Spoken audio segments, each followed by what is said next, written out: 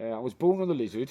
My dad's a priest, so we moved quite a bit from vicarage to vicarage. Was educated in Surrey. Spent my life working all around the world and back in Cornwall. Yeah. So yeah, I want to finally be able to say I'm from somewhere. Yeah. I never know how to answer that question when people say, where are you from? Okay, the grade one, the main issue with a grade one building is you can't drill, fix, dig, so you can't harm the existing structure. Okay, so the compromise heritage you've made is that let me take the pews away, but I'm keeping that row over there so that you get you'll always have the idea of the Norman church when you're in that side, building unharmed. What my engineering friends in my industry say is, you're building a 2-storey caravan inside, aren't you, just? Basically is what we're doing. So air gap distance from the wall is about 450 from that wall. Building a 2-floor steel frame, which simply sits on pads, so there's no digging, no foundations, etc. That's going to be largely glass, because, you know, for looking out, with a flat ceiling, with an accessible roof, with vision panels in the roof, so you can use that to access the roof for maintenance and repairs. And it will go from here to this step here. So one master bedroom at that end will have the church window behind you.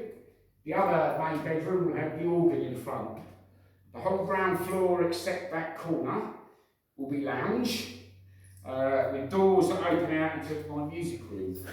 You know what I mean? I want to be drunk there playing like Captain Nemo.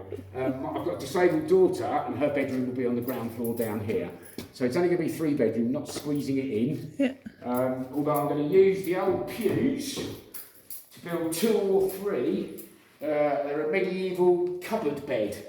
And they look like a wardrobe, but have a bed inside and candle lamps and that kind of thing, so that when our guests stay, so this part will not be heated. So it'll be, I'll have dehumidifiers and airflow, but it'll be seasonal. In the winter, this is not warm. No. But this is going to be my banquet hall. I'm going to, you know, who doesn't want a banquet hall? I might have to take that out as well, deconstruct from the top down, and then rebuild it. Kitchen diner is going to be in there. This is going to be the dining room, but that'll be a winter dining room. It'll be behind there. We'll close that in with the glazing panel. That means I can heat that efficiently. Yeah. But you'll never heat this efficiently. You know, you just no chance. No. They're letting me put solar panels in between where you look down off the roof in there, and the toilets are the Western version are called Cinderella, but they're not that good quality. There's a Chinese version, but they're called incinerator toilets. Which turn everything into powder. Okay. They'll be electric, so you have no sewage pipes. Services will come through. There's an opening there where that pipe is, where there used to be a coke stove. There's another one at that end, and there's another one in the kitchen diner. There's also a flue in the roof in the kitchen diner, so I can extract, because there used to be there's a diesel heater that doesn't really work. So it's using the existing penetrations. So airflow will go through those and those. So will water.